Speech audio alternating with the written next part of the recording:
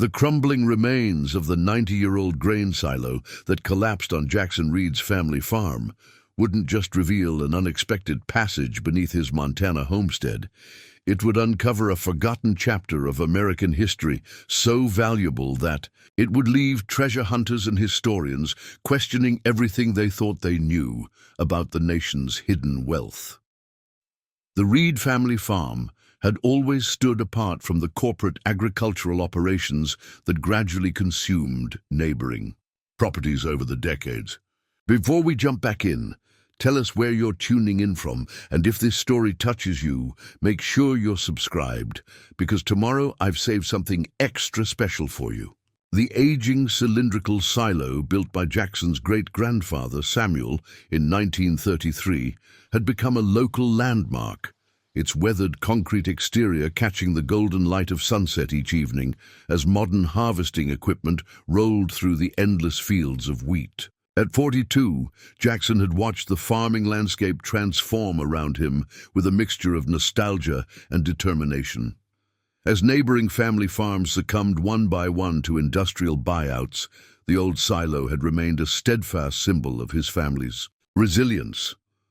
Local folklore whispered about Samuel Reed's peculiar obsession with the structure's construction, how he'd imported specialized materials from across the country and insisted on overseeing every detail of its assembly himself. The building plans had been lost to time, and the few remaining photographs from that era showed teams of workers laboring under Samuel's watchful eye, their faces obscured by the grainy quality of century-old photography. What made the silo unique wasn't just its impressive height or unusual construction methods.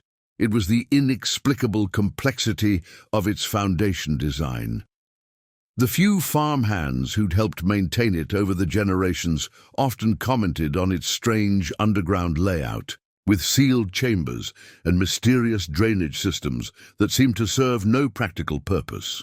Jackson's father, Edward, had always dismissed these oddities as his grandfather's architectural eccentricities, but recent events would soon cast these peculiarities in an entirely new light. The collapse occurred during the height of the fall, harvest of 2024, when unprecedented rains had softened the ground around the silo's base. Jackson had been operating his combine harvester in the eastern field when he heard the thunderous crash, followed by a cloud of dust rising from where the structure had stood for nearly a century. As he raced across the field, his heart pounding with concern for anyone who might have been nearby, he couldn't have imagined that the disaster would soon reveal something that had remained hidden for generations. Upon reaching the site, Jackson found the silo's concrete walls had fractured and collapsed inward, creating a dangerous tangle of debris and exposed rebar. Relief washed over him as he confirmed no one had been injured, but this feeling quickly gave way to practical concern. Clearing this mess would delay the harvest and create an unexpected financial burden. As the dust settled, something caught Jackson's eye. The silo hadn't simply collapsed. Its foundation had given way to reveal what appeared to be a carefully constructed stone archway leading below ground. The opening was partially obstructed by fallen concrete, but there was no mistaking the deliberate craftsmanship of the stonework, too precise to be a natural formation and too elaborate for a simple drainage system. Using the farm's front-end loader, Jackson carefully cleared away the smaller debris, revealing more of the mysterious passage. The archway, constructed of fitted stones not native to the region, descended at a gentle angle beneath where the silo had stood for decades. Even more puzzling were the faint markings carved into the keystone, symbols that resembled no agricultural notation Jackson had ever encountered. But what truly caught Jackson's attention was the discovery of an old leather case found while clearing the debris from his father's old workshop later that evening. The container, its material cracked with age but still intact, contained detailed notes and drawings in Samuel Reed's distinctive handwriting. Most striking were the recurring references to something called Operation Sanctuary and cryptic mentions of securing the legacy beneath the watchful sentry. Intriguingly, several pages appeared to have been deliberately removed, leaving only tantalizing fragments of what seemed to be maps and what looked like calculations for storage capacity. Not of grain, but of something measured in much smaller, more precise units. The margins contained notations in what appeared to be a simple substitution cipher, with symbols matching those on the archway's keystone. The local historical society had always celebrated the silo as a testament to early 20th century agricultural innovation.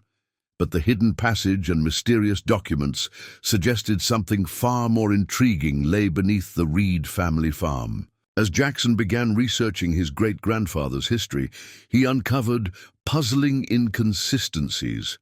Samuel Reed hadn't just been a successful farmer. Records showed he'd maintained correspondence with some of the era's most prominent bankers and government officials, though the content of these letters remained frustratingly elusive. Even more curious were the delivery records Jackson discovered, documenting the arrival of specialized construction materials from various cities across the country: stone from Vermont, custom metalwork from Pennsylvania, and electrical components that seemed far too advanced for a simple grain storage facility in the 1930s Montana countryside. The manifests listed materials and equipment that wouldn't become commercially available for decades after the silo's construction, raising questions about their true purpose and origin. As night fell and the rain continued to pound against the farmhouse windows, Jackson spread the documents across his kitchen table, the beam of his flashlight illuminating Samuel's cryptic notes as he tried to decipher their meaning. What he didn't know then was that by the end of that week, his family's quiet Montana farm would become the center of national attention, and the contents of that underground passage would unleash a chain of revelations that would ripple through the halls of museums, financial institutions, and government agencies alike. The truth about Samuel Reed's mysterious construction project was about to emerge, and with it, a secret that had been waiting 90 years to be discovered. Jackson Reed's situation had grown increasingly precarious in the months leading up to the silo's collapse. The sprawling Montana farmland that had sustained 4 generations of his family faced challenges that would have been unimaginable to his ancestors. Corporate farming conglomerates had transformed the landscape, their massive operations stretching to every horizon, leaving the Reed farm looking like a relic from a bygone era.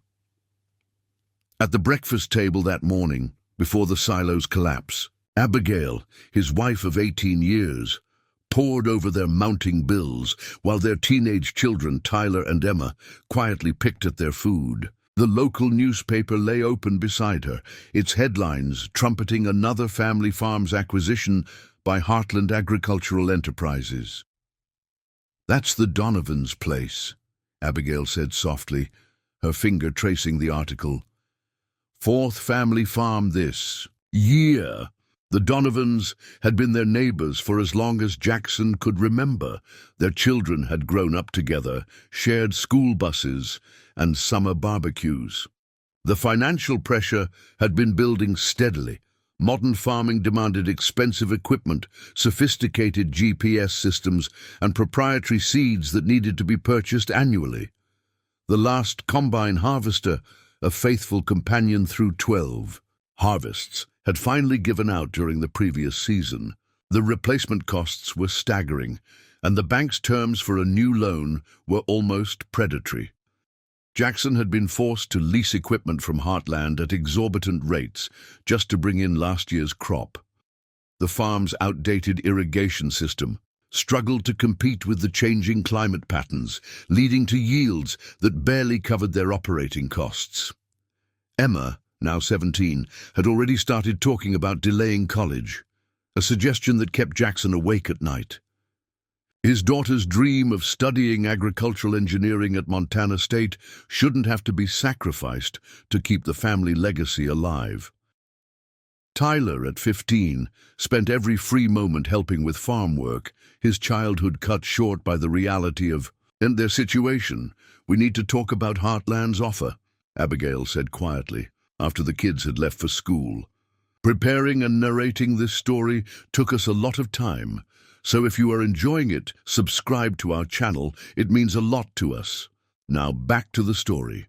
Jackson's jaw tightened at the mention of the corporation's latest buyout proposal. The figure they'd presented last month was substantial enough to pay off their debts, send both kids to college, and still leave them comfortable. But accepting it meant being the first Reed to fail at keeping the land in the family. His great-grandfather, Samuel, had established this farm during the tail end of the Great Depression, building it from nothing into one of the most prosperous operations in the state. The old photographs hanging in Jackson's office told the story of his family's legacy. There was Samuel Reed, standing proudly before the newly constructed silo in 1933, his expression serious, but with a hint of something else, what looked almost like secrecy in his eyes. Next to it, a photo of Jackson's grandfather, William, showed him receiving an agricultural award in 1965 for his innovative farming techniques.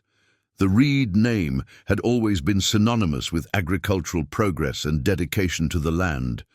But now that same land seemed to be slipping through Jackson's fingers. The previous night, he'd found Emma crying in the barn, clutching her college acceptance letter from Montana State. The partial scholarship she'd earned would cover some tuition, but the additional costs remained daunting. Tyler had started taking on odd jobs in town, contributing his earnings to the family's finances without being asked. Their children's sacrifices weighed heavily on Jackson's conscience. Abigail had taken a job at the local library to help make ends meet, working evenings and weekends, cataloging books and organizing community events. The extra income helped, but it wasn't enough to stem the tide of mounting expenses. Their once comfortable farmhouse now showed signs of deferred maintenance, peeling paint, creaking floorboards, and a roof that worried Jackson every time storm. Clouds gathered. The ancient silo loomed over it all, its massive shadow falling across their land, like a daily reminder of both their heritage and their current struggles. Jackson had always wondered why Samuel had invested so heavily in its construction, especially given the economic uncertainties of the 1930s. The structure's scale and complexity seemed excessive for their operation's size, even at its peak.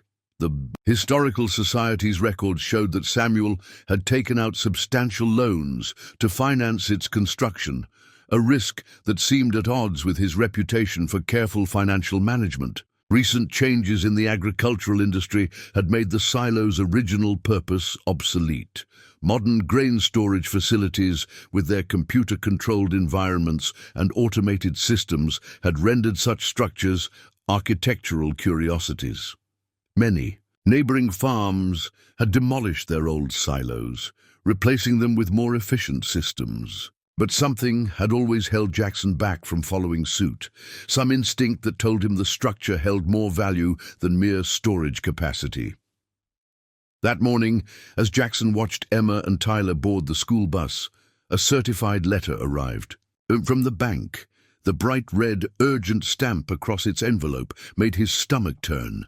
Abigail squeezed his hand as he opened it, both of them already guessing its contents. The bank was calling in their equipment loans, giving them 30 days to either refinance or face repossession. The timing couldn't have been worse. Harvest was in full swing, and without their equipment, they couldn't complete it. Without a complete harvest, there would be no income. Without income, the Reed farm would join the growing list of family operations swallowed by corporate agriculture. As he stared at the imposing silhouette of the old silo against the morning sky, Jackson couldn't shake the feeling that his great-grandfather had built it for more than just grain storage. There had always been family rumors about Samuel's mysterious business trips during the construction, about midnight deliveries and unusual visitors from out of state. What Jackson didn't know then was that the impending collapse of that 90-year-old structure would soon offer a solution to his family's problems in a way that none of them could have imagined. The disaster that would strike that afternoon would uncover not just a hidden passage, but a legacy that Samuel Reed had carefully concealed beneath his family's land. A legacy that would change everything. The fall of the silo created more than just a physical void on the Reed property. It opened a portal to questions that had been buried for generations. In the days following the collapse, Jackson became obsessed with understanding the stone archway and the tunnel it revealed. Armed with nothing but a powerful flashlight and his great-grandfather's cryptic journal, he began a more thorough investigation of the underground passage. The tunnel entrance was remarkably well preserved, its stonework showing almost no degradation. Despite being buried beneath the massive concrete structure for nearly a century, Jackson had initially assumed the passage might be a root cellar or storm shelter, common features on farms from that era, but several elements immediately challenged this assumption. First was the tunnel's construction. Unlike the rough-hewn cellars typical of Depression-era farms, this passage featured precision-cut stone, more commonly found in bank vaults or government buildings of the time. The walls were lined with unusual metal alloy that had somehow resisted corrosion, despite decades of Montana's harsh freeze-thaw cycles. When Jackson scraped a small sample with his pocket knife, the material underneath appeared as bright and untarnished as newly milled metal. "This doesn't make any sense," he muttered to himself, running his hand along the smooth surface. How did Great-Grandpa afford this kind of craftsmanship during the Depression? The second puzzling feature was the electrical conduit running along the ceiling. Copper wiring encased in what appeared to be an early form of insulation snaked along the passage, connected to fixtures that seemed designed for lighting but were unlike any antique fixtures Jackson had ever seen. The farm hadn't even received electrical service until 1941. Yet here was evidence of a sophisticated electrical system predating that by nearly a decade. Most perplexing were the symbols engraved at regular intervals along the passage walls. Geometric patterns resembling a combination of mathematical formulas and what might be surveyor's notations, but incorporating elements that matched no standard system used in American agriculture or construction. The symbols corresponded to markings in Samuel's journal, particularly in the sections written in the strange substitution cipher. As Jackson ventured deeper into the passage, the air remained surprisingly fresh, suggesting some kind of ventilation system still functioned after all these years. The tunnel descended at a gradual slope, heading in the direction of North Granite Ridge, a rock formation at the edge of the Reed property that had always been considered worthless for farming. Abigail had insisted on accompanying Jackson on his third exploration of the tunnel, her background in local history making her particularly attentive to details he might overlook. "Look at these," she said, pointing her flashlight at what appeared to be date markings chiseled into specific stones. 1929, 1931, 1933. They correspond with major banking failures during the Depression. Jackson consulted Samuel's journal, finding entries that aligned with these dates, each written in increasingly urgent tones about securing assets and preparing the sanctuary. One passage particularly stood out. "Fisher confirms third transfer. Complete. Material secured beneath the Sentinel. Government suspension of gold standard makes our work more urgent than ever." The reference to the gold standard caught Jackson's attention. In 1933, President Roosevelt had indeed suspended the gold standard and later issued Executive Order 6102, which prohibited private gold ownership. Could Samuel's mysterious construction project have been connected to these historic financial events? The tunnel extended nearly half a mile, far longer than any reasonable farm structure would require. At several points, it branched into smaller chambers that appeared designed for storage, with curious shelf-like structures built into the walls and flooring made of the same unusual metal alloy. These aren't just random storage spaces. Abigail noted, examining the precise dimensions of one chamber. These look custom-designed to hold something specific, something valuable enough to warrant this level of protection. On their fourth day of exploration, Jackson brought Tyler along. The teenager's natural mechanical aptitude proved valuable when they encountered what appeared to be a large circular door at the tunnel's end. Unlike the crude locks that might have secured a typical farm storage area, this barrier featured a sophisticated mechanical system that seemed to require a specific sequence to unlock. "Dad, this looks like a bank vault door, but older and different," Tyler said, examining the mechanism. "And look at this." He pointed to a small metal plate bearing the name Mosler Safe Company, Hamilton, Ohio, one of the premier bank vault manufacturers of the early 20th century. Jackson consulted Samuel's journal again, finding a page with detailed instructions that might relate to the door's locking mechanism. The cipher was more complex here, but after hours of work, they managed to decipher what appeared to be a sequence of numbers: 18, 33, 7, 29, 19. "These could be the combination," Abigail suggested. "But why these numbers?" Tyler studied them thoughtfully. "Wait, 1833, that's when the Reed family first came to America, right? And 1929 was the stock market crash. Not sure about the 7 and 19, though." Jackson remembered something from Samuel's personal history. 7 was his lucky number. He was the 7th son in his family, and 19, that was his age when he first started working in a bank before becoming a farmer. The family had discovered through their research that before establishing the farm, Samuel Reed had worked as a junior clerk at First Montana Bank from 1923 to 1927, a detail rarely mentioned in family stories that typically began with his purchase of the farmland in 1928. With trembling hands, Jackson attempted the combination, carefully turning the heavy dial according to the deciphered sequence. The mechanism moved smoothly, as if it had been regularly maintained rather than abandoned for decades. When the final number aligned, they heard a series of clicks, followed by the sound of heavy internal bolts retracting. "It worked," he whispered, almost unable to believe it. The massive door swung open with surprising ease, releasing a breath of cool, dry air that carried a distinctly metallic scent. As their flashlight beams penetrated the darkness beyond, the Reed family stood frozen in shocked silence at what they revealed.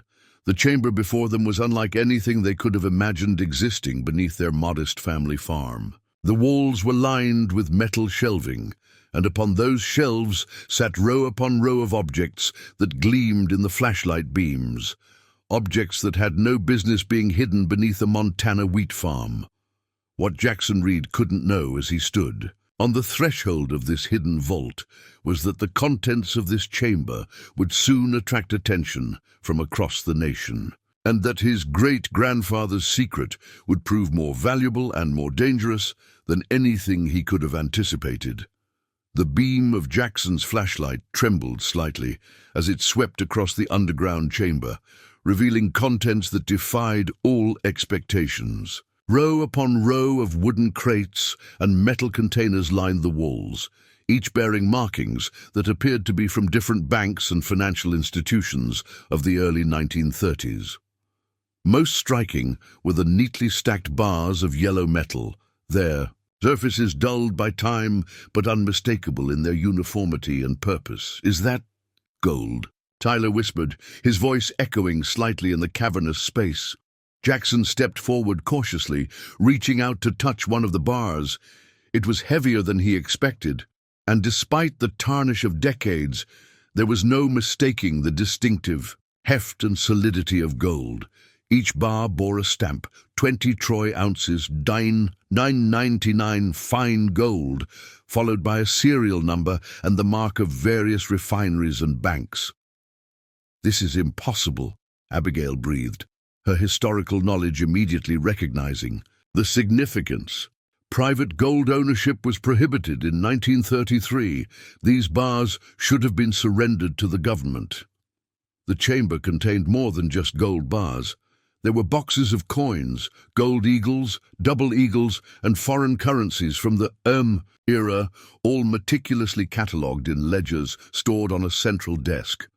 Leather-bound volumes detailed what appeared to be a complex operation to secure these assets, with Samuel Reed's distinctive handwriting filling hundreds of pages with accounts, transactions, and correspondence. "Look at these dates," Abigail said, carefully turning the brittle pages of one ledger.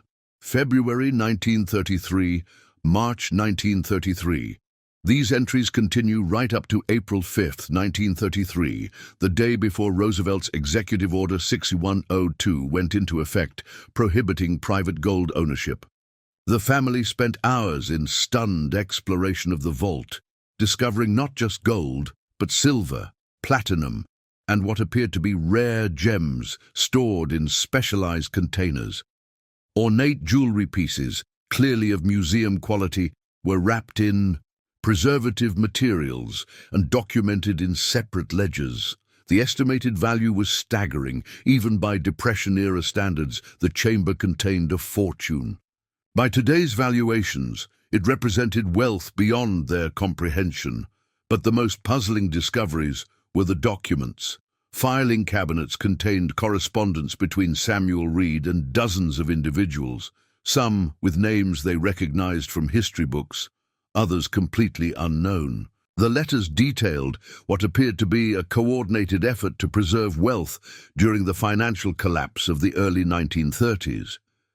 One letter, dated February 1933 and signed simply J.P., stated, "Our mutual friend assures me your facility is now prepared. I'm transferring the discussed assets through the arranged channels. When the administration makes its move, as we both know it will, these items must remain secured until such time as sanity returns to our financial system." Another document, this one bearing what appeared to be a government seal, granted Samuel Reed unusual authorization. "The bearer is hereby commissioned as a special custodian of private assets during the current financial emergency. All assistance rendered to Mr. Reed is considered a matter of national economic security." As they continued exploring, they discovered a small office area where Samuel had apparently spent considerable time. A desk held more journals and a wireless radio set of unusual sophistication for the era. Photographs on the walls showed Samuel with various men in business attire, standing before banks and government buildings in Washington, New York, and Chicago.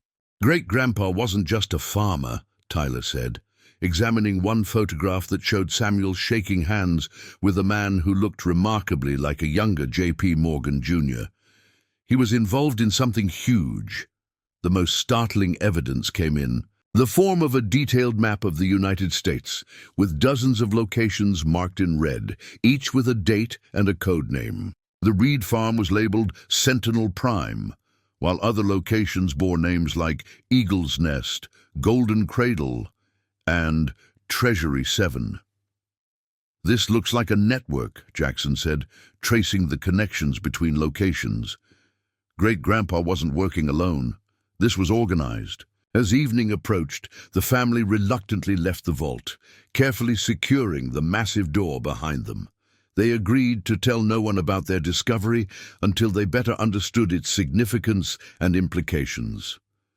The legal status of the fortune beneath their farm remained uncertain, and the historical context suggested complexities they couldn't begin to untangle. Back at the farmhouse, they spread Samuel's journals across the kitchen table, working late into the night to decode more of his ciphered entries. The picture that emerged was both fascinating and troubling.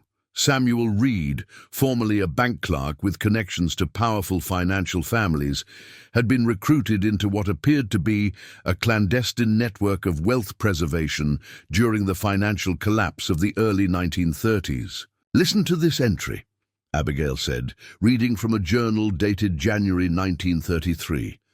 "Morgan believes Roosevelt will seize gold reserves upon taking office. 22 sanctuaries now prepared across the heartland, each guardian selected for their discretion and distance from federal scrutiny.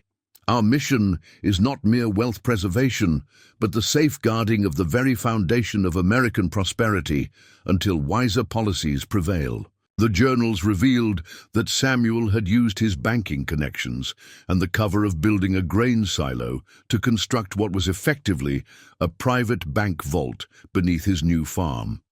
The silo itself served as both landmark and disguise, its construction concealing the massive excavation and reinforcement of the underground facility. That's why the silo was so overbuilt, Jackson realized. It wasn't just for storing grain, it was protecting what lay beneath it. Further journal entries detailed Samuel's meetings with representatives of wealthy families, bankers, and even certain government officials who disagreed with the abandonment of the gold standard. The network had apparently created a shadow banking system, preserving private wealth that would otherwise have been surrendered to the government. One particularly troubling entry from April 1933 read, "Fisher reports. Treasury agents investigating certain associates in Chicago. Our communication protocols now essential. All physical records of transfers must be destroyed. Sentinel network goes silent as of midnight. May God protect our endeavor and forgive any transgression against man's law that protects a greater good." Tyler, who had been researching on his laptop, looked up with concern. "Dad, if this is what it looks like, if Great-Grandpa was hiding gold that should have been surrendered under Executive Order 6102, this could be complicated legally. That order wasn't fully repealed until 1974. Abigail nodded gravely. "And the amounts we're talking about, this isn't just family heirlooms kept out of sentiment. This is a systematic evasion of federal banking regulations during a national emergency."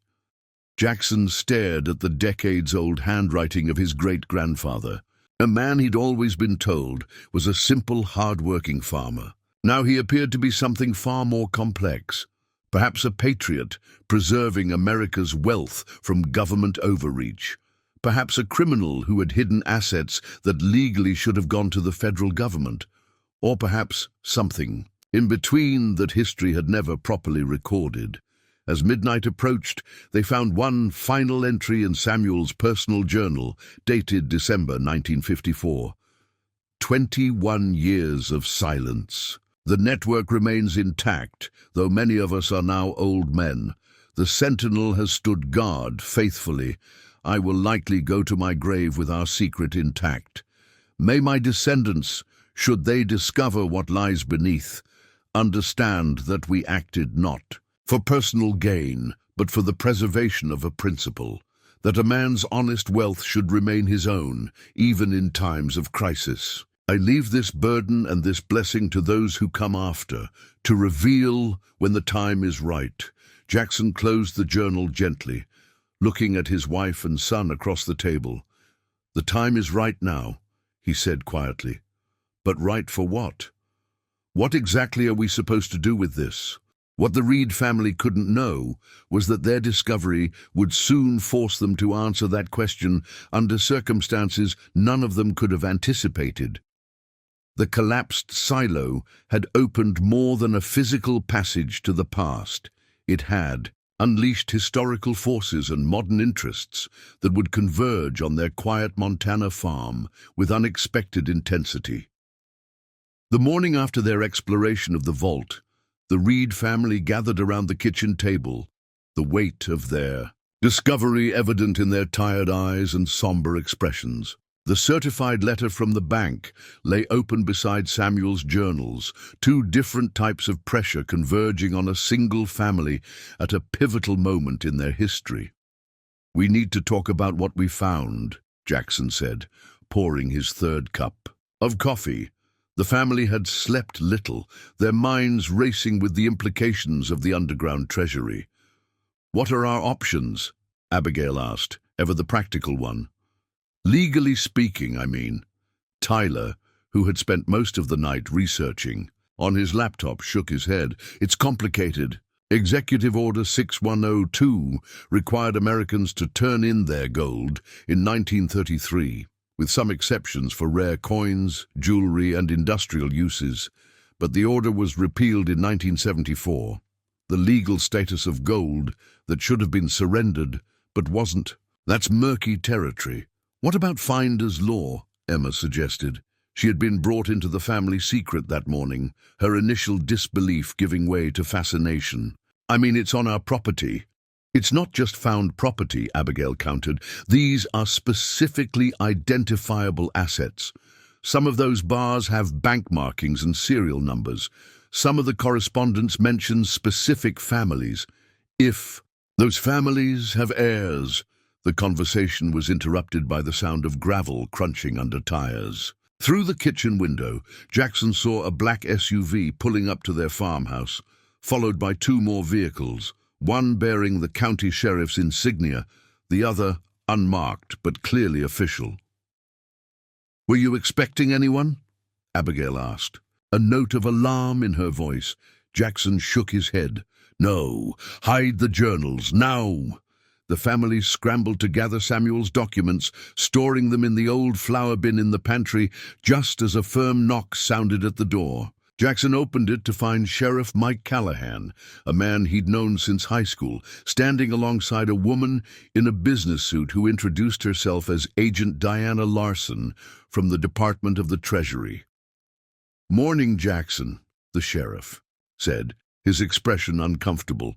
"Sorry to drop in unannounced. Agent Larson here has some questions about your silo collapse." Jackson felt a chill run down his spine. How could the Treasury Department possibly know about their discovery so quickly? They'd told no one. "Mr. Reed," Agent Larson began, her tone professional but intense, "we understand you've experienced a structural failure on your property. We'd like to take a look at the site, if you don't mind." "It's just an old silo," Jackson replied, trying to keep his voice casual. "Been meaning to tear it down for years, finally gave way in the rain. Why would the Treasury Department care about that?" Agent Larson's smile didn't reach her eyes. "Historical preservation. Many agricultural structures from the Depression era have significant historical value. May we see the site?" It wasn't a request. Behind her, Jackson could see more vehicles arriving, vans with satellite equipment, men in casual clothes who moved with the disciplined precision of law enforcement. Whatever was happening, it was far beyond a routine inspection. "Sure," he said, knowing refusal would only escalate the situation. "Let me get my boots." As Jackson led the growing contingent of officials toward the collapsed silo, Abigail pulled Emma aside. "Take these," she whispered, pressing a USB drive into her daughter's hand. "It's the photos we took of the vault and some of the key journal pages I scanned. Go to your Aunt Susan's house. Don't tell anyone what we found. Just say, 'We asked you to deliver some family photos.'" The government presence at the silo site was tense and focused. Agent Larson made no pretense of being interested in the structure itself, instead directing her team straight to the exposed stone archway. "Mr. Reed," she said, turning to face him directly, "are you aware that this property was flagged in Treasury Department records in 1933 as a possible site of interest related to Executive Order 6102? Jackson's heart sank. They knew. Somehow they'd always known. "I had no idea," he answered truthfully. "The silo was built by my great-grandfather. Until it collapsed, I never knew there was anything unusual about it." Agent Larson studied his face carefully. "And have you entered this tunnel since the collapse?" Jackson hesitated, knowing the wrong answer could have serious consequences. Before he could respond, another vehicle arrived, this one more imposing than the others, a black SUV with government plates. From it emerged an older man in an impeccable suit, his silver hair and commanding presence immediately changing the dynamic of the scene. "Agent Larson," the man called out, approaching with purpose. "A word, please." The two conferred privately for several minutes, their conversation appearing increasingly heated. Finally, they returned to where Jackson stood waiting. "Mr. Reed," the silver-haired man said, extending his hand. "I'm Director William Hargrove, Special Historical Assets Division. I apologize for the intrusion. It seems there's been a misunderstanding about protocol. May we speak privately?" Inside the farmhouse, Director Hargrove was direct. "Mr. Reed, I'll be frank. Your great-grandfather Samuel Reed was part of a classified operation authorized by certain elements within the Hoover and Roosevelt administrations. What you've discovered beneath your property is both more and less complicated than it appears." He slid a folder across the table, official documents bearing seals Jackson didn't recognize, and classification markings that had long since expired. Operation Golden Sentinel, Hargrove explained, was established in 1931 as a contingency measure to preserve certain strategic assets during a period of extreme financial instability. While Executive Order 6102 required Americans to surrender their gold, a small network of trusted citizens was authorized to maintain secret repositories of specific assets deemed too sensitive to process through normal channels. Jackson exchanged glances with Abigail. This contradicted some of what they'd read in Samuel's journals, which suggested the operation was designed to circumvent, not support, government policy. "So you're saying my great-grandfather was working for the government?" Jackson asked skeptically. Hargrove's smile was diplomatic. "The relationship was complex. Let's say he was working with certain government officials toward a common goal of financial stability, though methods and motivations may have varied." "And now?" Abigail asked. "What happens to what's down there?" The question hung in the air, filled with implications for their family's future. The bank's foreclosure notice still sat on the kitchen counter, a reminder of the precarious financial situation that had seemed so pressing just 24 hours ago. "That's where things get interesting," Hargrove said, leaning forward. "Legally, the status of these assets is unique.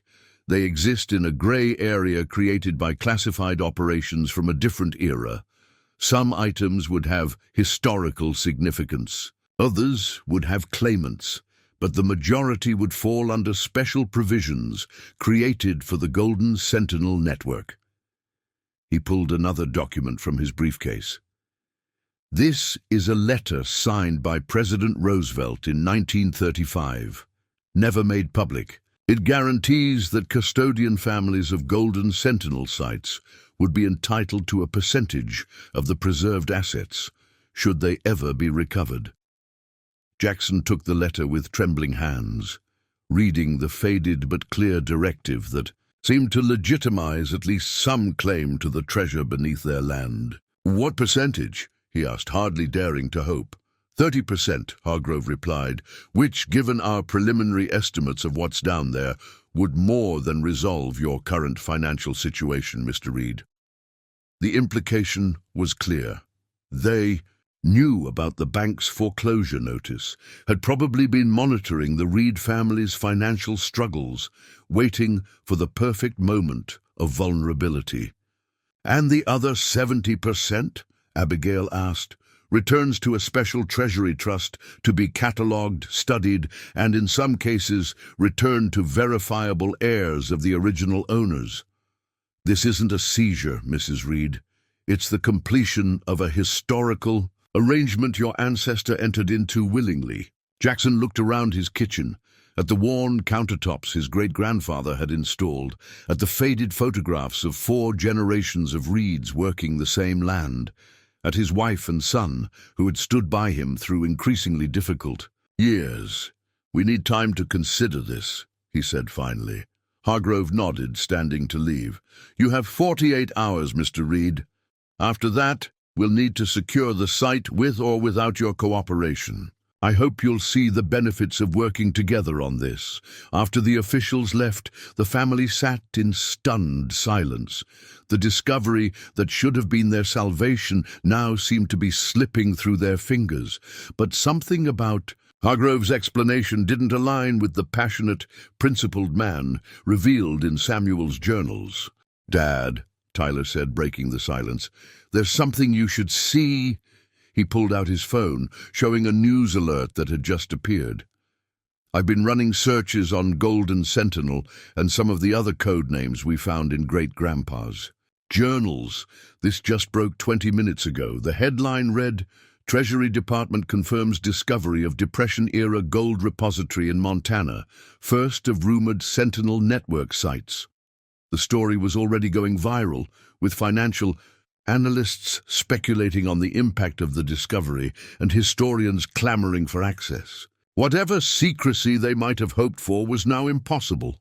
They're controlling the narrative," Abigail said quietly, "getting ahead of the story before we can figure out what's really going on." Jackson nodded grimly. "We need help. Someone who understands what we're dealing with. Someone who isn't part of whatever game Hargrove is playing." What they couldn't know then was that news of their discovery had already reached others, people with connections to the original Sentinel network, people with their own claims to what lay beneath the Reed family farm, people who would not be constrained by legal niceties or historical arrangements. The clock was now ticking on, more than just the bank's foreclosure deadline. As dusk settled over the farm, Jackson made a crucial decision. Sitting at the kitchen table with his family, he pulled out an old address book his father had kept, the kind of physical record people rarely maintained in the digital age. "We need someone who understands what we're up against," he said, flipping through the yellowed pages. "Someone who knows history but isn't beholden to government agencies." His finger stopped at a name, Dr. Eleanor Blackwood, professor of economic history at Montana State University. 20 years earlier, she had approached the Reed family, researching Depression-era agricultural communities for her doctoral thesis. Edward Reed, Jackson's father, had spent days sharing family stories with her, though Jackson now wondered what details might have been deliberately omitted. "She specialized in financial history during the Great Depression," Jackson explained. "Dad always spoke highly of her integrity." While Tyler monitored social media and news coverage of the discovery, which was exploding across financial and historical platforms, Abigail called the professor. To their relief, Dr. Blackwood answered, and after hearing the barest outline of their situation, agreed to drive out immediately. "Don't discuss details on the phone," she cautioned, "and secure any documents you found." The professor arrived. Shortly after nightfall, a tall woman in her 60s with silver-streaked hair and alert eyes that missed nothing. After introductions, Jackson led her to the farm's old root cellar, not the tunnel beneath the silo, but a separate underground storage space where they had relocated Samuel's journals and photographs for safekeeping. "Before we go any further," Dr. Blackwood said, "you should know that I've suspected something like this existed for decades. My research into capital flows during the early Roosevelt administration showed massive amounts of private wealth seemingly vanishing from official records between 1933 and 1935. She examined Samuel's journals with reverent care, occasionally nodding as if confirming long-held theories. "The Golden Sentinel network," she murmured. "There were rumors, academic whispers, but never solid evidence." "So you believe this was an official government operation?" Abigail asked. Dr. Blackwood's laugh was short and sharp. "Hardly. Based on what I'm seeing here, this was a private initiative by certain banking families and industrialists who opposed Roosevelt's gold confiscation policy. They created a parallel system to preserve private wealth outside government control." She pointed to specific entries in Samuel's records. These names, Morgan, Mellon, DuPont, these were families who viewed Roosevelt's policies as an attack on fundamental property rights. They weren't breaking the law as much as creating an alternative to a system they considered illegitimate. "But Director Hargrove showed us documents," Jackson countered, "a letter from Roosevelt himself authorizing the operation." "May I see a copy?" Jackson handed her the photograph he'd discreetly taken of Hargrove's document. Dr. Blackwood studied it, intently, then shook her head. This is sophisticated, but it's not authentic. The letterhead format is wrong for 1935, and Roosevelt never used this signature style on classified documents. This is disinformation, Mr. Reed. Well crafted, but false. The revelation sent a chill through the room. If Hargrove had presented fabricated evidence, what was his true agenda? "There's more," Tyler said, showing Dr. Blackwood his laptop screen. "I've been researching the Special Historical Assets Division Hargrove claims to represent. It doesn't exist, at least not officially. There's no record of it in any government directory, budget allocation, or organizational chart." Dr. Blackwood nodded grimly. "Because what you've found isn't just gold, Mr. Reed. Based on your great-grandfather's journals and my research, the Sentinel Network was protecting something potentially more valuable. Evidence of financial manipulation that reshaped America." She carefully turned the pages of Samuel's most cryptic journal, stopping at entries that referenced ledger sets and transaction records. These appear to be records of financial deals that powerful interests never wanted exposed. Market manipulations, political financing arrangements, evidence of collusion between certain government officials and banking interests. Historical dynamite, even today. As midnight approached, they developed a plan. Dr. Blackwood would use her academic connections to verify the true nature of what they'd found, while the family would stall Hargrove's team without directly refusing cooperation.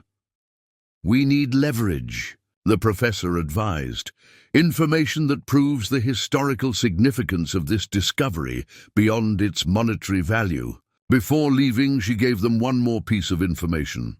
"The map your great-grandfather kept, showing other Sentinel sites. I believe at least 3 more have been quietly discovered and emptied in the last decade."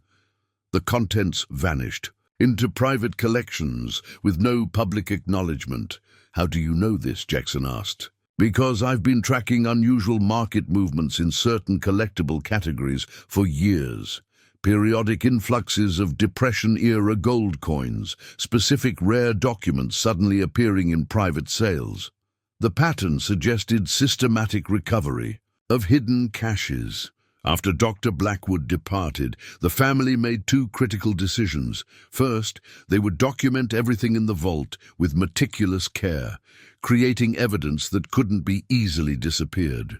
Second, they would selectively retrieve items from the vault that might provide leverage, specific documents Samuel had preserved alongside the gold. Under cover of darkness, Jackson and Tyler returned to the tunnel. Using Dr. Blackwood's guidance about which documents might be most historically significant, they carefully selected several leather portfolios marked with Samuel's coded system. The professor had identified these as likely containing the most sensitive financial records. What they couldn't have anticipated was the surveillance already in place. As they emerged from the tunnel, carrying their carefully selected documents, the beam of a powerful flashlight caught them in its glare. "That's far enough, Mr. Reed," came a voice from the darkness. Not Hargrove, but someone new. 3 men in tactical gear materialized from the shadows, their equipment suggesting private security rather than government personnel. The leader, a hard-faced man with military bearing, gestured toward the bundles in Jackson's arms. "Those documents don't belong to you. They're the property of the consortium." "What consortium?" Jackson demanded, instinctively stepping in front. "Of his son, the descendants of the original Sentinel Network founders," the man replied. "The families who entrusted your great-grandfather with protecting their interests. They've been monitoring this site for generations, waiting for exactly this moment." The standoff was interrupted by the sound of approaching vehicles, Hargrove's team returning earlier than expected. The security team melted back into the darkness with a final warning. "This isn't over, Reed. The families want what's theirs." Racing back to the farmhouse, Jackson and Tyler shared this new development with Abigail. The situation had become exponentially more complex. They now face pressure from what appeared to be a government operation of questionable legitimacy and a private security force representing unknown financial interests. "We need to know what's in these documents," Abigail said, carefully opening one of the portfolios they'd retrieved. Inside were ledgers, correspondence, and what appeared to be banking records from the early 1930s. Most significant was a leather-bound volume titled simply Allocation Registry, containing hundreds of entries in a complex coding system. "This must be the record of what's in the vault," Tyler suggested. "Who contributed what, and maybe who it's supposed to return to." As they examined the documents more closely, a disturbing pattern emerged. Many entries referenced what appeared to be government officials, with notes about considerations and arrangements, alongside substantial gold deposits. "These look like—" Abigail hesitated. "Bribes," Jackson finished grimly, "records of payments to government officials to influence policy." Tyler, continuing his digital research, made another discovery. "Dad, I've been cross-referencing the names in great-grandpa's journals with current corporate structures.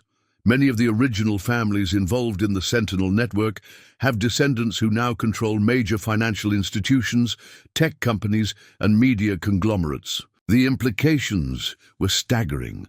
What they'd found wasn't just a Depression-era treasure. It was evidence that could rewrite financial history and potentially implicate powerful contemporary figures whose wealth had been built on the foundation of these secret arrangements. "No wonder everyone wants to control this discovery," Jackson said quietly.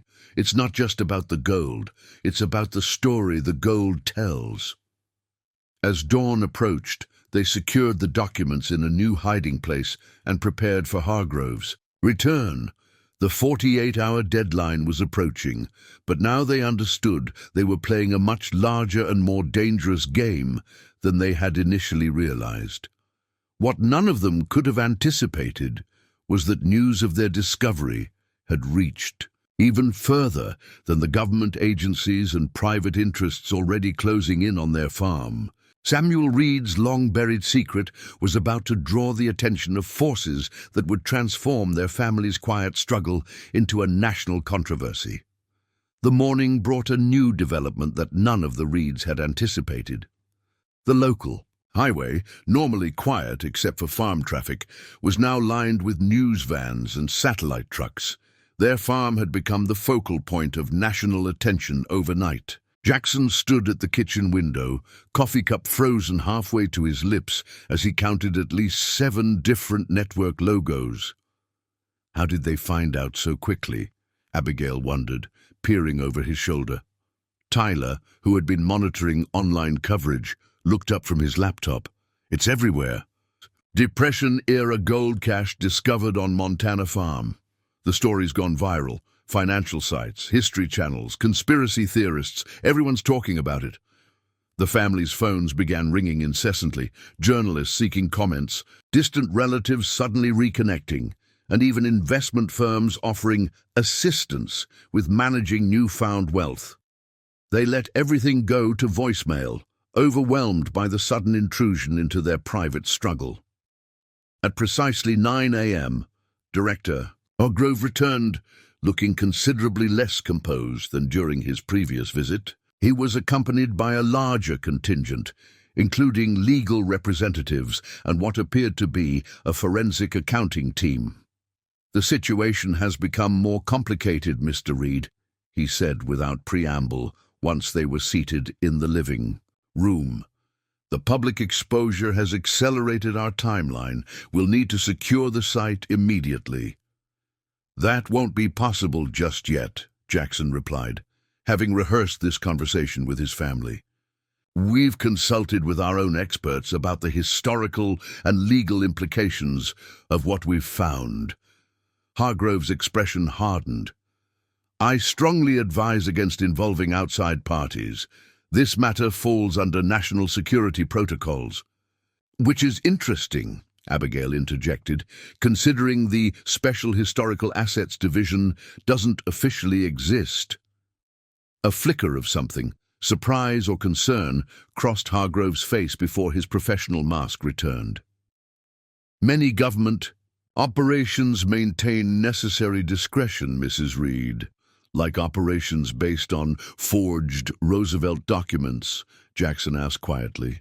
The temperature in the room seemed to drop several degrees. Hargrove dismissed his team with a subtle gesture, waiting until they had left before speaking again. "I see you've been busy," he said, his tone now devoid of diplomatic pretense. "What exactly do you think you've discovered, Mr. Reed?" "Evidence that the Golden Sentinel Network wasn't a government operation at all," Jackson replied. "It was a private initiative by wealthy families to preserve not just their gold, but records of financial dealings that wouldn't withstand public scrutiny, even today." Hargrove studied him for a long moment.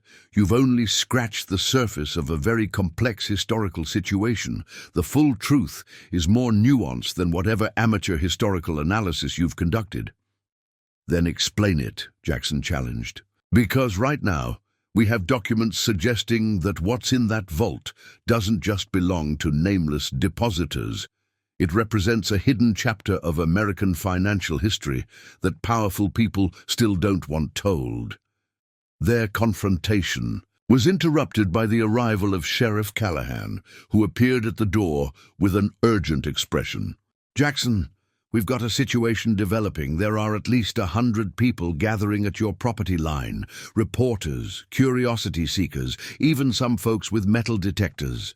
I've set up a perimeter, but I'm going to need county resources." If this keeps growing, through the window, they could see the crowd had indeed swelled, drawn by the irresistible lure of hidden treasure.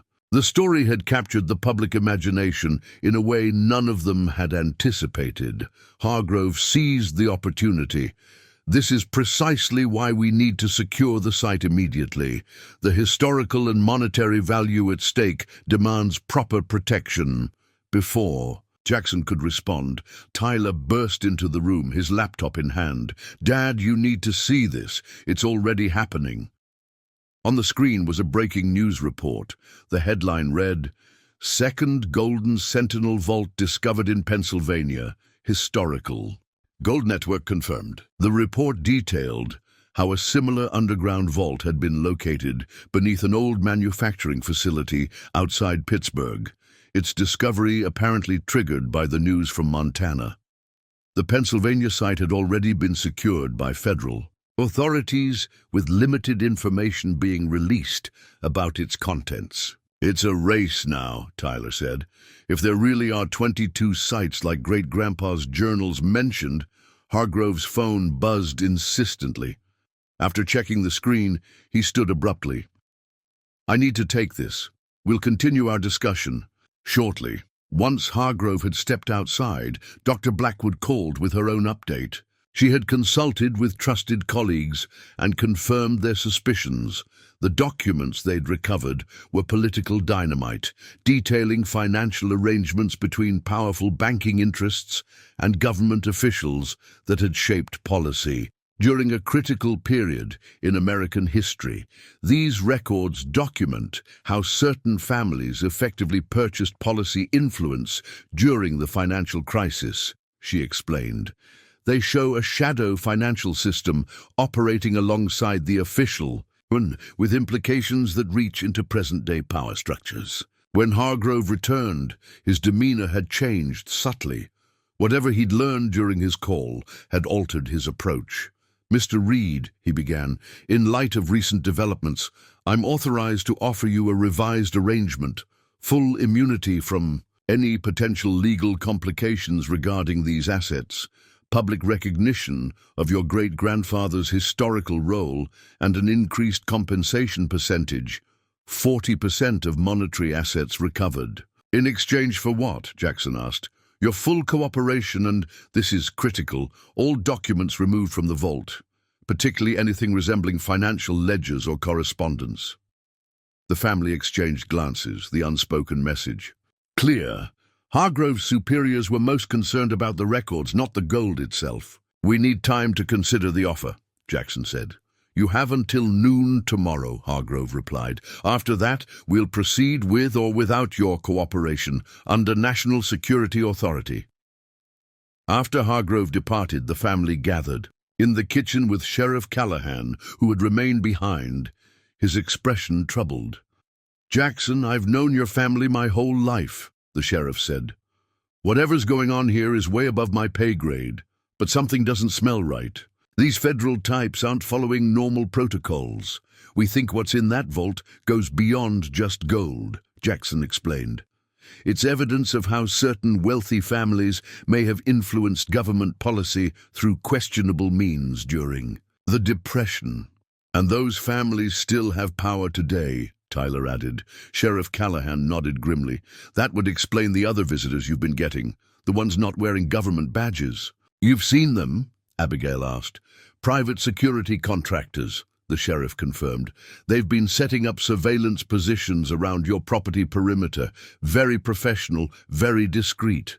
I only noticed because I was looking for them after getting reports of unusual vehicles in the area. This confirmed what they had already suspected.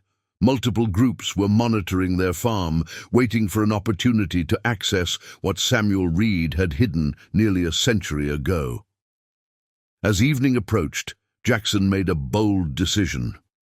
Using Sheriff Callahan's assistance to navigate past the media encampment, the entire Reed family returned to the vault, this time with proper documentation equipment. If they couldn't control who ultimately took possession of the treasure, they could at least ensure its contents were properly recorded for history. The vault's massive door swung open to reveal the chamber that had so shocked them days earlier. Now, with proper lighting and recording equipment, they could fully appreciate the scope of what Samuel Reed had helped conceal. Beyond the gold and silver, impressive as they were, the vault contained historical artifacts that told a deeper story. Banking ledgers documented massive transfers of wealth just before the 1933 gold confiscation. Correspondence between financial leaders revealed coordinated efforts to influence policy. Most significantly, there were records of payments to specific government officials, carefully coded but nonetheless clear in their implications. This isn't just a treasure, Emma said, carefully photographing each document. It's evidence. As they worked through the night, cataloging and documenting everything they could, Jackson found a hidden compartment behind one of the metal shelving units, a final secret within the larger secret. Inside was a personal letter from Samuel. Reed, addressed simply, "To my descendant who finds this." The letter, written in 1954, revealed his true motivation. What I have preserved here is not merely wealth, but truth. In times of crisis, powerful interests rewrite history to serve their purposes. The records in this vault tell the unvarnished story of how certain men attempted to bend the nation's future to their will. I was entrusted with protecting these assets, not because I shared their politics, but because they believed a simple farmer in Montana would be beyond suspicion. What they didn't know was that I kept my own records, the true registry of who contributed what, who paid whom, and what was promised in return. These records are my real legacy to you. Use them wisely, but use them. Truth, like gold, belongs to those brave enough to claim it. Jackson read the letter aloud to his family, his voice growing stronger with each word. In that moment, standing in the chamber his great-grandfather had created, surrounded by both treasure and truth, he understood what they had really discovered. Not just a fortune in gold, but a choice about what kind of legacy they would honor. The Reed family had uncovered more than just physical wealth. They had discovered their purpose. By morning, news of the Reed farm discovery had reached international proportions. Financial markets showed noticeable volatility as speculation mounted about how much gold might be contained in the full Sentinel network and what impact its rediscovery might have on modern markets. Historical societies issued statements about the unprecedented nature of the find, while legal experts debated the ownership implications on television panels. Through careful coordination with Sheriff Callahan, the Reed family arranged for Dr. Blackwood to return with a small team of trusted experts, a numismatist specializing in Depression-era currency, a forensic accountant with expertise in historical financial systems, and a legal historian who had written extensively about Executive Order 6102. Their assessment would provide crucial independent verification of what the family had found. Thus, experts arrived discreetly, using farm access roads to avoid the media encampment. Their initial reactions upon entering the vault mirrored the family's own astonishment.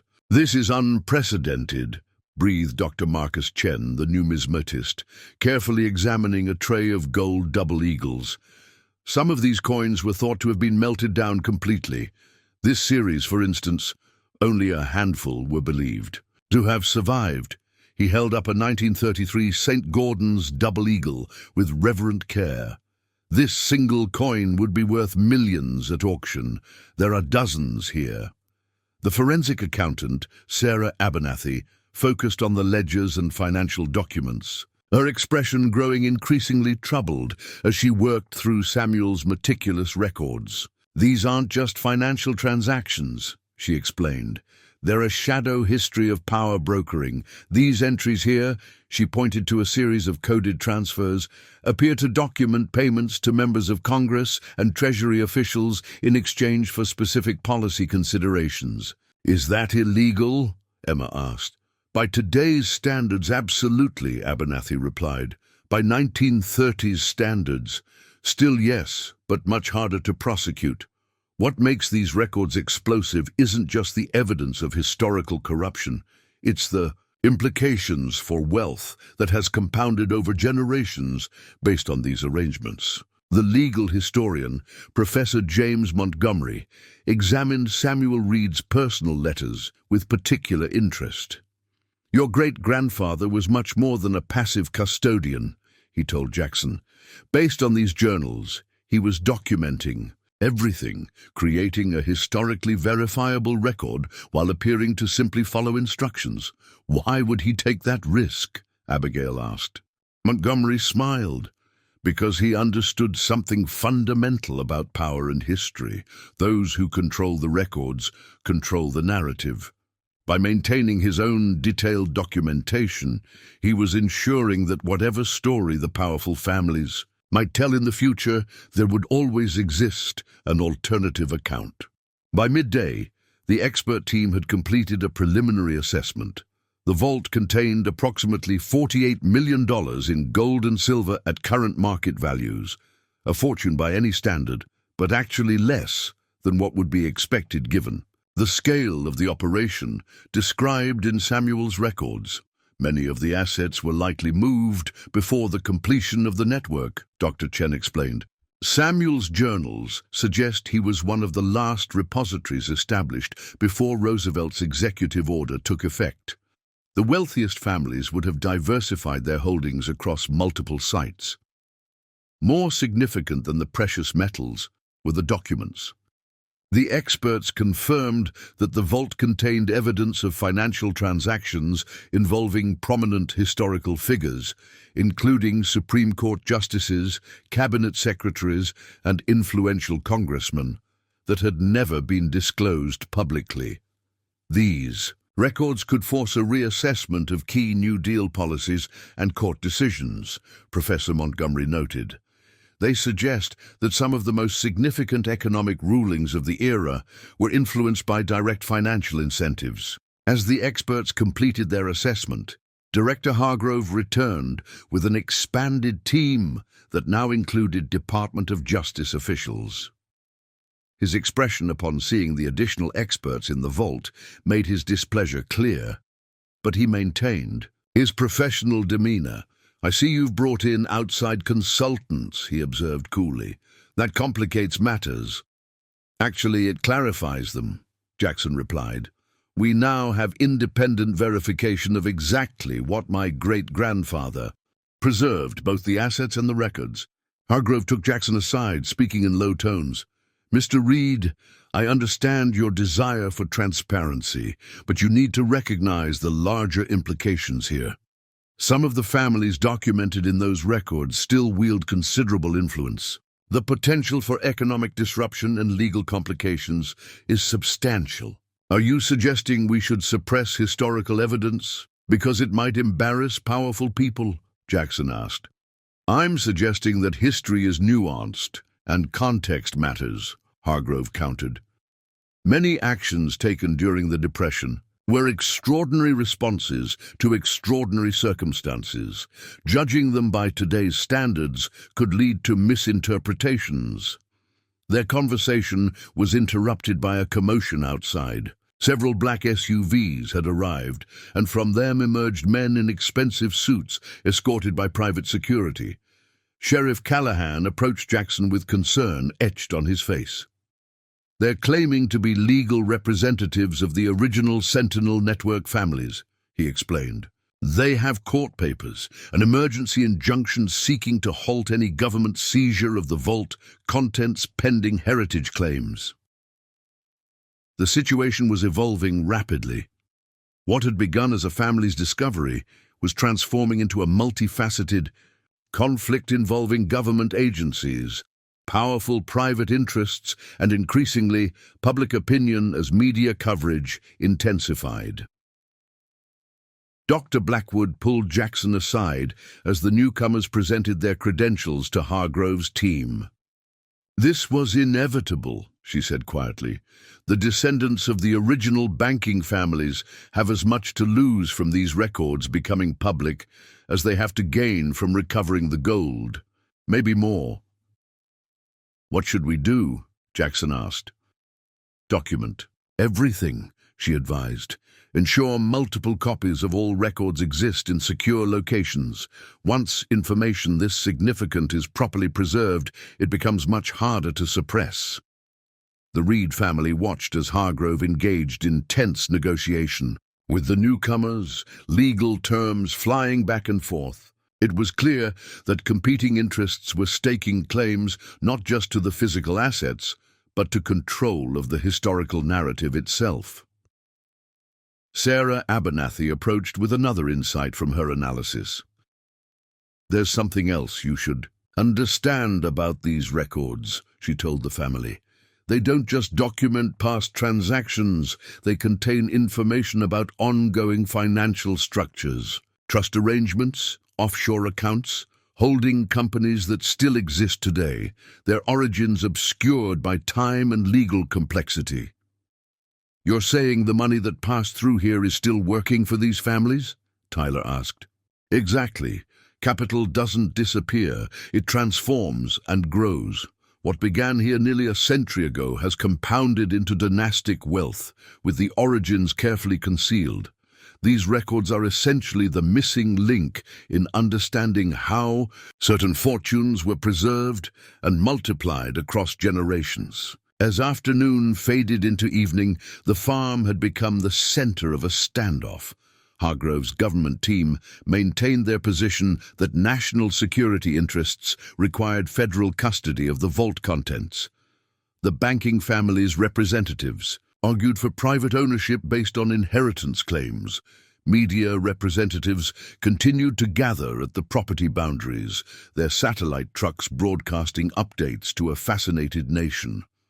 Through it all, the Reed family maintained their resolve. They had documented everything thoroughly, with copies secured through Dr. Blackwood's academic connections. Whatever happened next, the truth their great-grandfather had preserved would not be lost again. That evening, as competing legal teams established temporary command posts in tents near the collapsed silo, Jackson gathered his family in the farmhouse kitchen, the same space where generations of Reeds had faced challenges together. I think I understand what Great-Grandpa Samuel was really doing, he said. He wasn't just hiding gold or documenting corruption. He was creating a time capsule of truth, evidence that would eventually come to light when it was needed. But needed for what? Emma asked.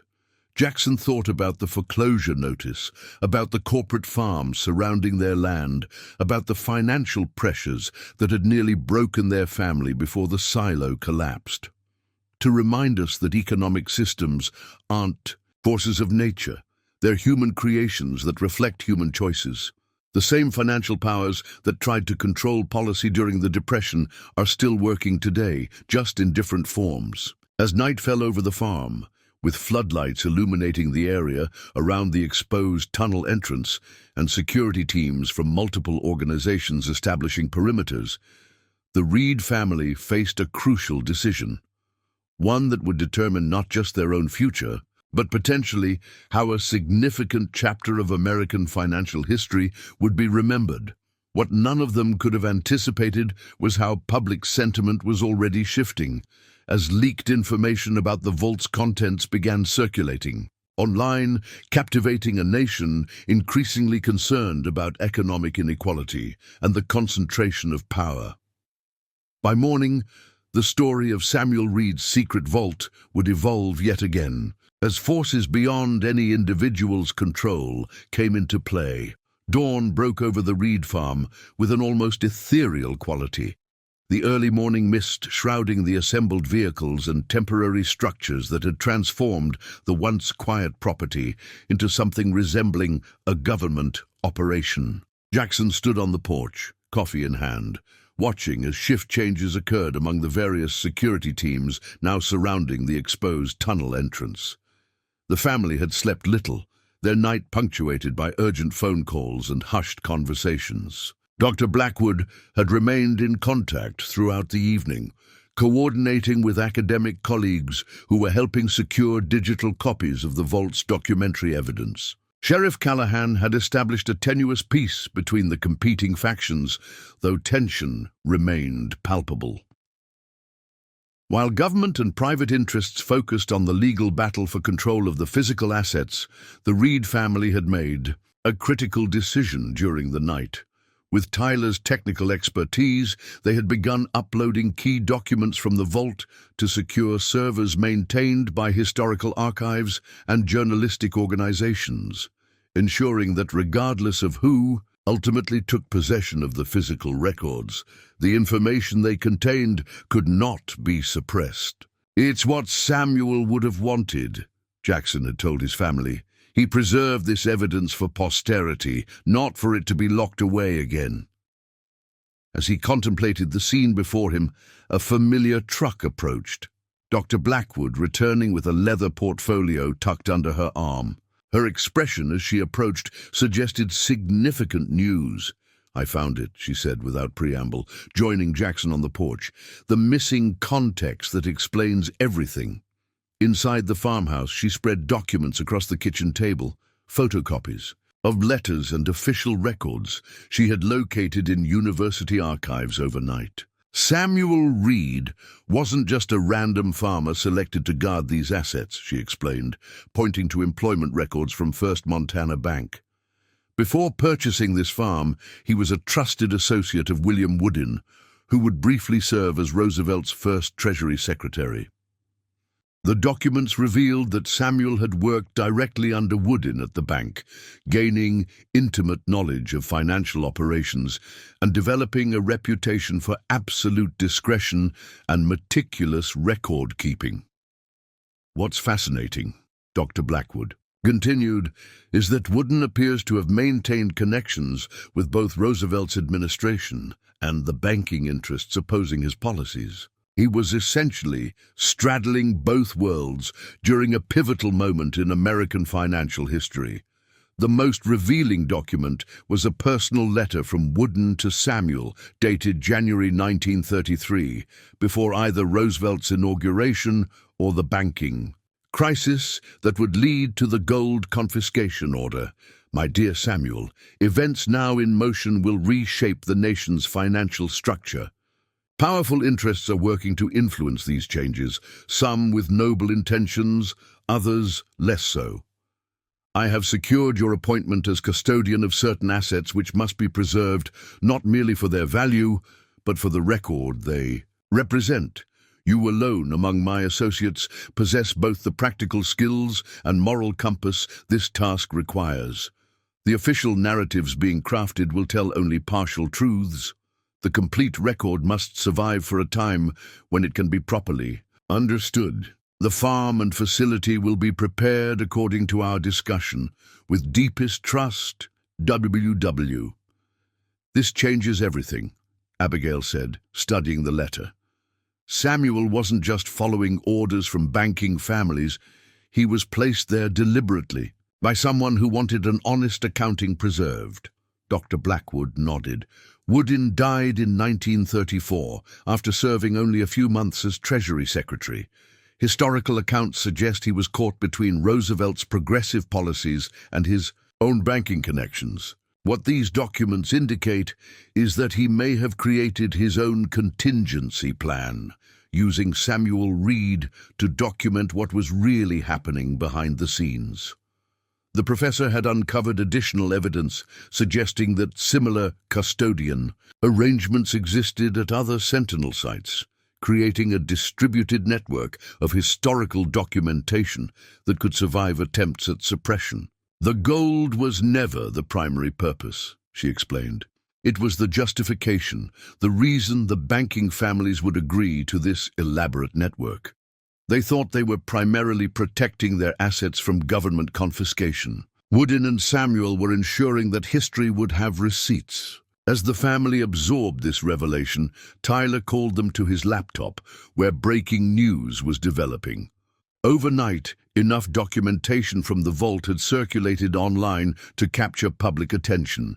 Financial journalists were publishing analyses of the records, connecting century-old transactions to contemporary power structures. Historians were issuing statements about the unprecedented nature of the discovery. Most significantly, several major news organizations had begun reporting on Director Hargrove's questionable credentials and the apparently non-existent Special Historical Assets Division he claimed to represent. The narrative is shifting, Tyler observed. People are asking who really has the right to control this history.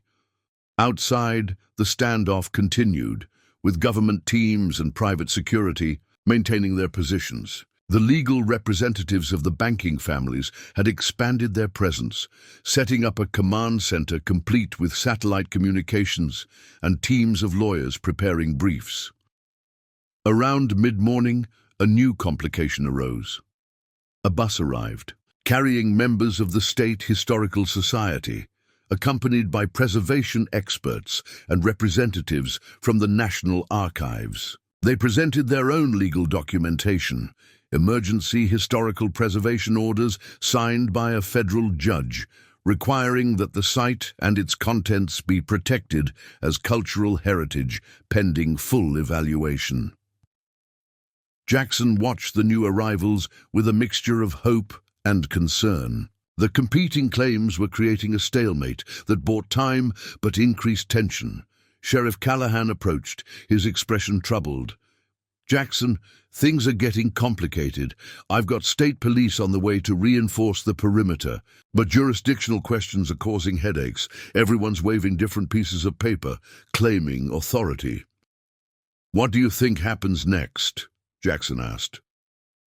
The sheriff shook his head. In 27 years of law enforcement, I've never seen anything like this. But one thing's clear, this isn't just about your farm anymore. This has touched something in the public consciousness. He wasn't exaggerating. The media encampment had grown exponentially, with international press now joining domestic outlets. Social media was flooded with discussions about the Sentinel network, ranging from serious historical analysis to wild conspiracy theories.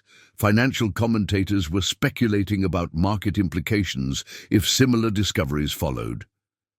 Shortly before noon, Director Hargrove requested another meeting with the family.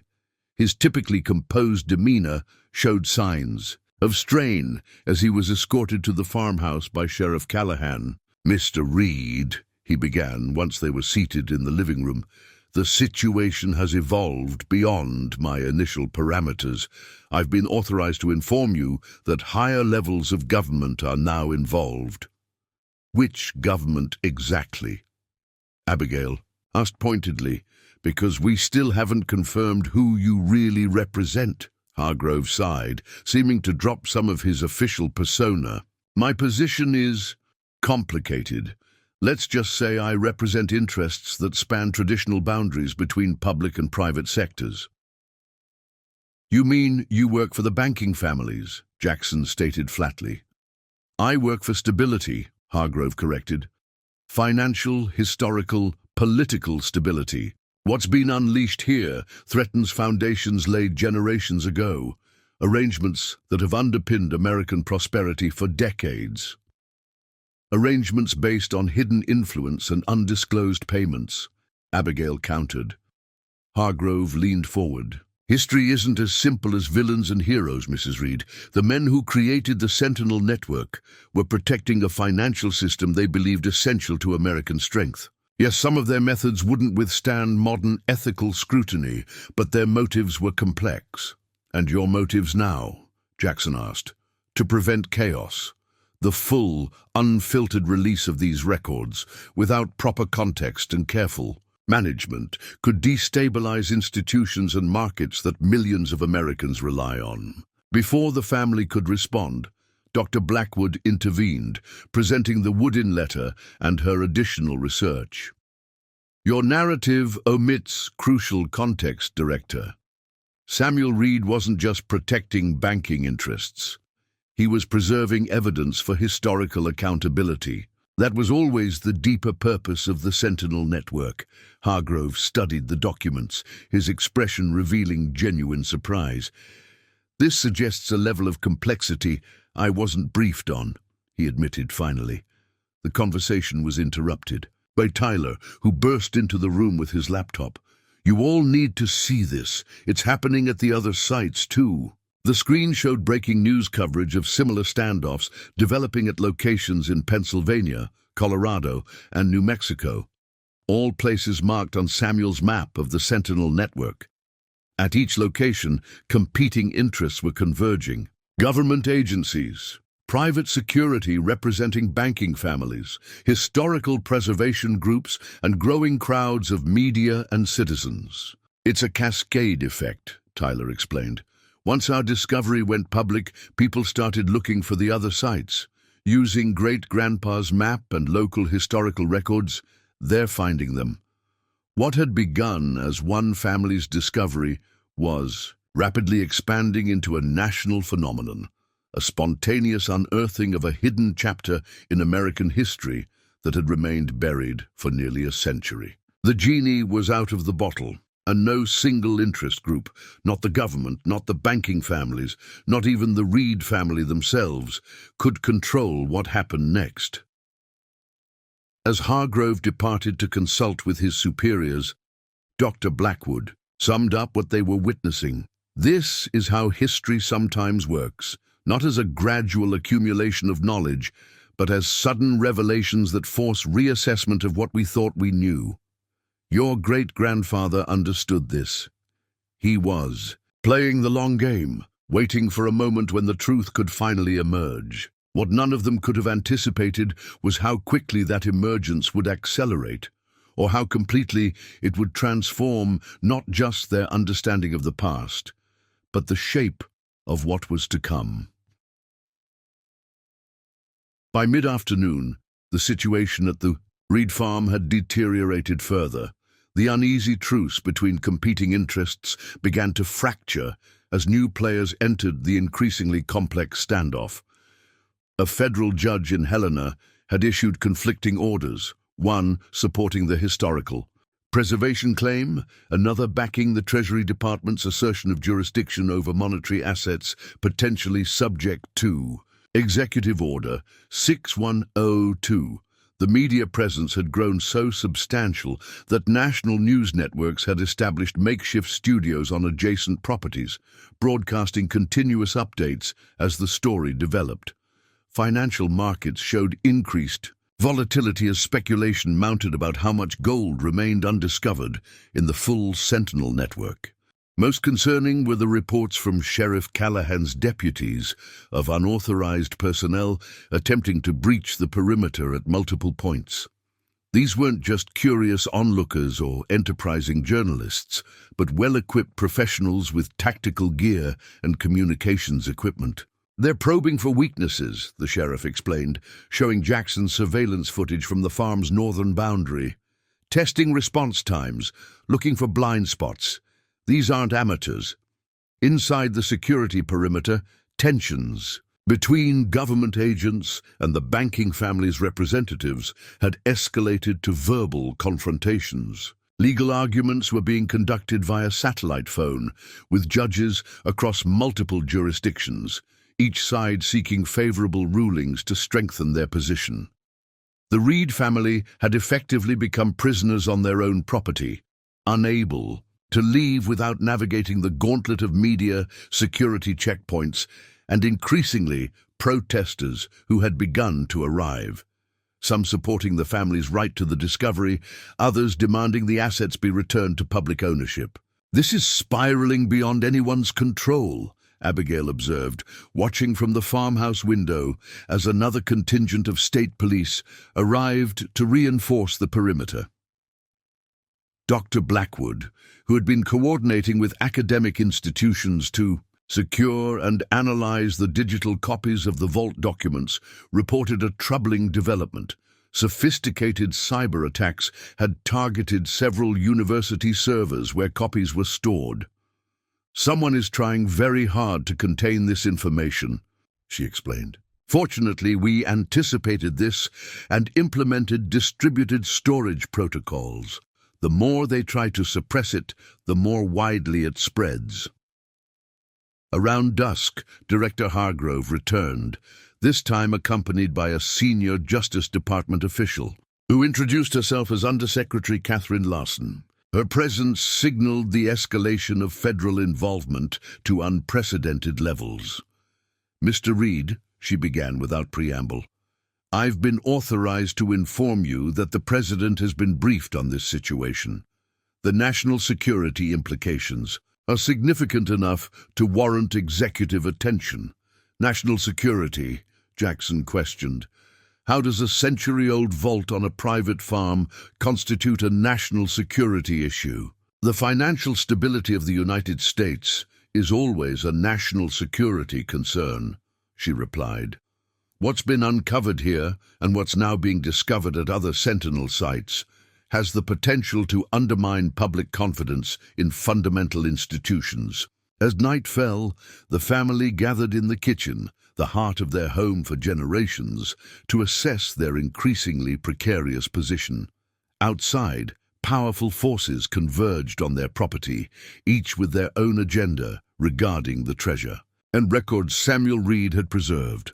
The farm that had been their sanctuary had become the epicenter of a conflict with implications extending far beyond Montana. "We need to decide what happens next," Jackson said, looking at each family member. "In turn, not just about the gold or even the documents, but about what legacy we want to leave. What would Samuel want us to do?" The question hung in the air as floodlights illuminated the farmyard outside, casting long shadows across generations of Reed family history and the uncertain future that now awaited them. Just after midnight, as the Reed family continued their kitchen table council, Tyler's laptop chimed with an urgent notification. Dr. Blackwood had sent a secure message containing information too sensitive for regular communication channels. "It's happening," Tyler read aloud. "Multiple Sentinel sites are being accessed simultaneously. Colorado, New Mexico, and Pennsylvania vaults have been opened. More are being located hourly." The attached files showed images from other sites. Vaults, similar to their own, each containing not just precious metals, but extensive documentation. The pattern was becoming clear. Samuel Reed's repository was just one node in an elaborate network, all designed with the same dual purpose: to preserve both assets and evidence. "Look at this," Emma said, pointing to timestamp data. These vaults aren't being discovered randomly. They're activating in sequence, just like in Great-Grandpa's journals. The Sentinel network, it seemed, had been designed not just to hide assets, but to reveal them in a specific pattern when certain conditions were met. The initial discovery at the Reed farm had triggered a cascade effect, with each new revelation leading researchers to the next site. Sheriff Callahan arrived with urgent news. The governor has declared a state of emergency for the county. National Guard units are being deployed to secure the perimeter. This has gone well beyond what local law enforcement can handle. Through the window, they could see increased activity as government vehicles continued to arrive. What had begun as a localized standoff was evolving into something resembling a military operation. "There's something else," the sheriff added, his expression grave. "We've intercepted communications suggesting a coordinated attempt to breach the vault tonight. Multiple teams, heavily equipped. These aren't just security contractors. They're private military." The implications were clear, powerful. Interests were no longer content to wait for legal processes to determine ownership of the vault contents. They were preparing to take matters into their own hands. As if confirming this assessment, Director Hargrove and Undersecretary Larson returned with unprecedented urgency, no longer maintaining the pretense of routine government procedure. "Mr. Reed," Larson said, "we have credible intelligence that this site will be targeted within hours. We need to move the vault contents to secure federal facilities immediately." "Convenient timing," Abigail observed skeptically. "This isn't a negotiation anymore," Hargrove added. "We're looking at potential armed conflict on American soil over these assets. The President has authorized extraordinary measures." Before the family could respond, Dr. Blackwood sent another update, this one even more significant. Historians and financial analysts working through the night had begun connecting the documents from multiple Sentinel sites, revealing a comprehensive picture that no single vault contained. "It's like a distributed ledger," Tyler explained. "Each site holds pieces of the full story. Only by bringing them all together can you see the complete picture." That picture was becoming clearer by the hour, a systematic effort by financial elites of the 1930s to influence government policy, preserve wealth outside regulatory frameworks, and establish mechanisms of influence that would persist for generations.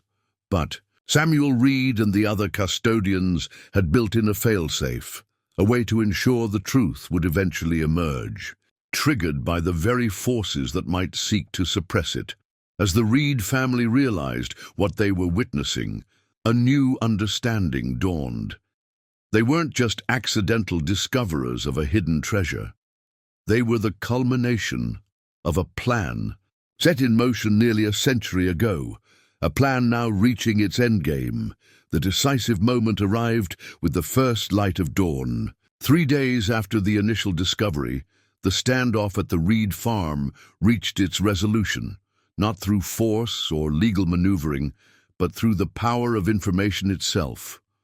Overnight, the coordinated analysis of documents from multiple Sentinel sites had reached critical mass. Academic institutions, financial journalists, and historical societies had worked through the night, piecing together the distributed evidence into a coherent narrative that was now spreading across global information networks faster than any attempt to contain it. The Reed family, gathered around Tyler's laptop, watched as major news organizations simultaneously published comprehensive reports on what was being called the Sentinel Papers, a historical revelation comparable to the Pentagon Papers or Panama Papers in its scope and implications. The documents revealed how a network of banking families had systematically influenced government policy during the Depression, establishing financial mechanisms that would preserve their wealth and power for generations. But equally significant was the evidence of how Samuel Reed and other custodians had secretly documented these arrangements, creating an accountability system designed to activate when future generations faced similar concentrations of power. This was always the plan, Jackson realized, reading his great-grandfather's own words now being quoted in global headlines. Not just to hide wealth, but to reveal truth when it was most needed. Outside, the atmosphere had transformed. The threatened raid on the vault never materialized as public attention made covert action impossible. Government agencies now positioned themselves as protectors of historical documentation rather than seekers of control. The banking family's representatives began quietly withdrawing, their legal claims suddenly complicated by public knowledge of their origins. Director Hargrove approached the farmhouse one final time, his demeanor reflecting the changed reality. "The situation has evolved beyond our initial parameters," he acknowledged. "Higher authorities have determined that transparent historical preservation now takes precedence." The formal resolution came by mid-morning. A joint announcement from the Treasury Department, National Archives, and several major universities established the Sentinel Historical Trust, a new entity that would preserve, study, and publicly display both the physical assets and documentation from all recovered sites. The Reed family would serve as founding board members, with guaranteed ownership rights to their farm, and a percentage of the assets as originally specified in Samuel's documents. As media helicopters circled overhead, capturing footage of the vault being formally sealed for proper archaeological documentation, Jackson stood with his family on the porch of the farmhouse that had been their anchor for generations. "What happens now?" Emma asked, watching National Guard units begin to dismantle the emergency command posts. Jackson looked across his fields, the land that had nearly been lost to foreclosure just days earlier, now secured for generations to come. But beyond their personal stability, he recognized the larger transformation taking place. Up next, you've got two more standout stories right on your screen. If this one hit the mark, you won't want to pass these up. Just click and check them out. And don't forget to subscribe and turn on the notification bell so you don't miss any upload from us.